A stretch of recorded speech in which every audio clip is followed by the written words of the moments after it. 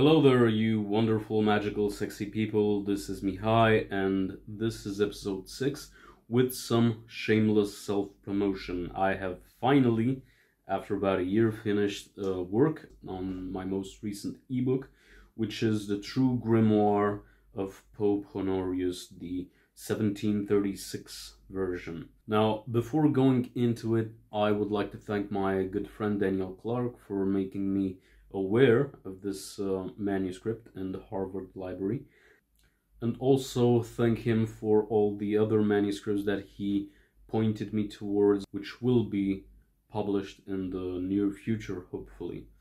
Now, this is a small ebook I made of this manuscript, which is written in a very complicated 18th century French hand, which was kind of hard to read, but I could compare it to other texts that were out there and it made it easier for me. This book is mainly for my Patreons, but there are of course other methods of getting this book. If you'll click on the description of the video, you will see a link to my Google Drive upload, which will be a small excerpt of the book, 16 pages out of about 103. Now, this is not a very big book. This is not a very impressive book. I mean, 30 pages are the original manuscript, about 30 pages is the transcript, and then maybe 30 pages is the translation. But I do believe it's a very important small work, and we will get to that further on. Now, there are 4 ways in which you can access the full work.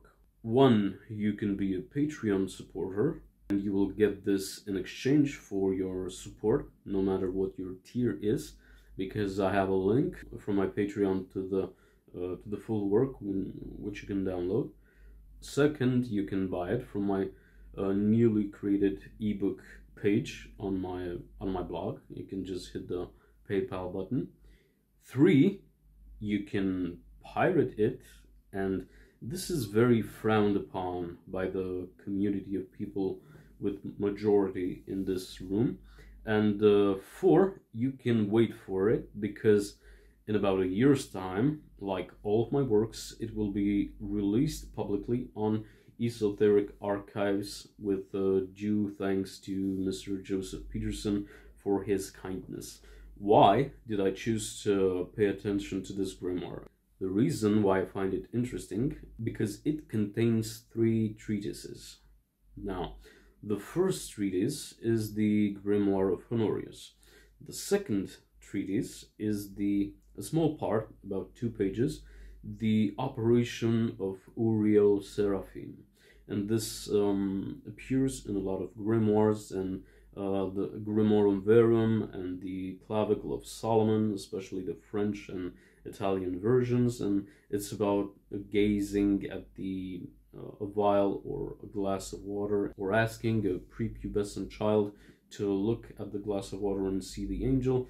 The third part is a book of rings, which has been already translated in Joseph Peterson's rendition, which I have linked in the book, the 12 Anneaux, the 12 rings, which belongs to the Lansdowne manuscript 1202.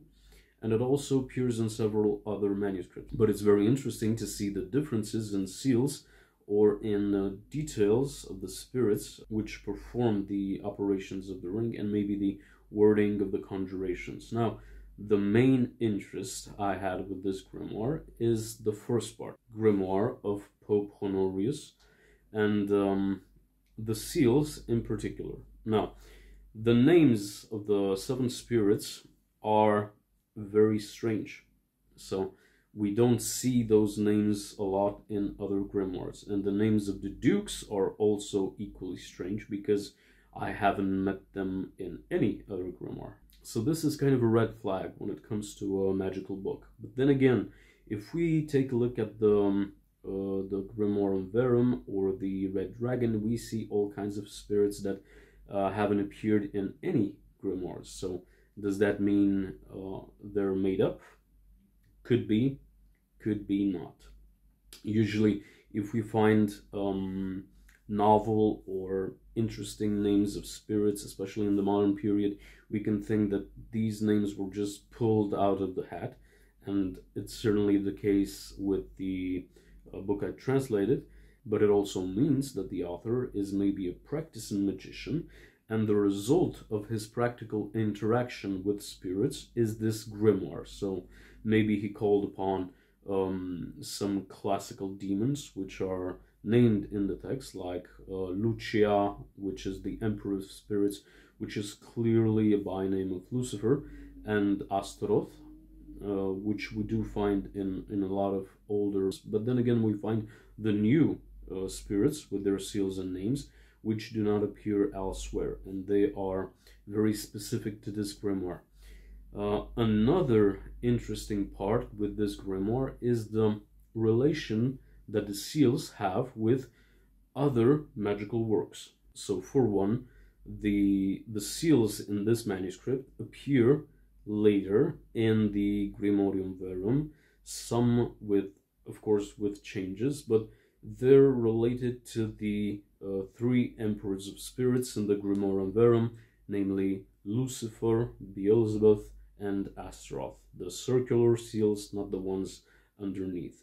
The other interesting thing about these seals is that now with this grimoire, with 6 of the seals, because we don't have any seal for Sunday, we can actually tell where they were taken from. So they have a lot of similarities, and actually I do believe they were taken from the Archidoxus of Magic by Paracelsus. Now, due to their very corrupted nature, I do think they're not taken directly from Paracelsus.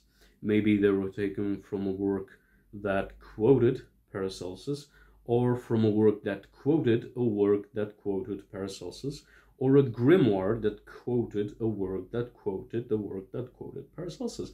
And this is very problematic, because we can do some detective work in trying to reestablish the missing texts in the affiliation of these seals. Now, I have managed to do this in some way, but of course this work is not complete. Therefore, I could not append a real critical apparatus to this manuscript, because I lack a lot of manuscripts that were maybe in the intermediate versions. Now let me just interrupt for a second. I was planning for this video a rather delicious comparison of these seals with previous grimoires and with the grimoires that came after it. So because my laptop and my Adobe Premiere Pro is so sluggish, I couldn't do this in the present episode. So we will have to do this next time in episode 7 and have ourselves a snore fest of seal comparisons. Kind people, thank you so much for your attention, and we will see each other next week with something else. Also, if you are a Patreon subscriber, you should pay attention to my Patreon page, because every Sunday I will make a new post, maybe with a translation from a grimoire, maybe with a seal, or maybe with an incantation, who knows. But every Sunday, except for the video I'm putting out every Wednesday, I will have some content, especially for you, that will not be published on my blog. Thank you so much, and have a nice week.